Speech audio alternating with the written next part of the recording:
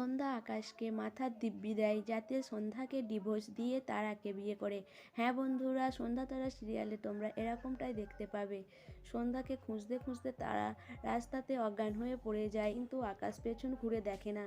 আকাশ সন্ধ্যা সন্ধ্যা করে ছুটতে থাকে। এদিকে সন্ধ্যা মন্দিরে গিয়ে ঠাকুরের কাছে প্রশ্ন করতে থাকে যে তার জীবনে এত বাধা সে এনে দিল কেন, সে তিনটে জীবন কেন নষ্ট করলো। এরপর আকাশ এসে হাজির হয়। আকাশ সন্ধ্যাকে জড়িয়ে ধরে, কিন্তু সন্ধ্যা আকাশকে ধাক্কা মেরে সরিয়ে দেয়। সন্ধ্যা বলে, আপনি আমাকে ছোঁবেন না, আপনার কোনো অধিকার নেই। এরপরে আকাশ বলে, আমার কথাটা একবার শুনুন, কিন্তু সন্ধ্যা কোনো কথা শুনতে বাধ্য নয়। তখনই সন্ধ্যা আকাশকে ঠাস করে একটা চড় মারে।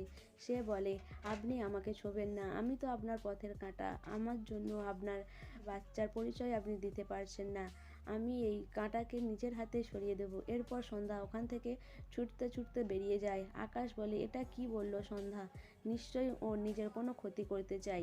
এরপরে আকাশ ও সন্ধ্যার পেছন পেছন ছোটে। এদিকে মাঠা নাড়ে সন্ধ্যা আকাশ আর তারাকে খুঁজতে বেরোয়। এসে রাস্তায় দেখে না যে তারা অজ্ঞান হয়ে পড়ে আছে। সবাই ভেবেছে তারার হয়তো কোনো বড় ক্ষতি হয়ে গেছে। তারপরে দেখে যে না, তারা বেঁচে আছে, সে অজ্ঞান হয়ে গেছে। এরপর সবাই তারাকে ধরে হাসপাতালে ভর্তি করে। এদিকে সন্ধ্যা আকাশকে মাথার দিব্যি দেয় যে সন্ধ্যাকে যেন ডিভোর্স দিয়ে সে তারাকে বিয়ে করে।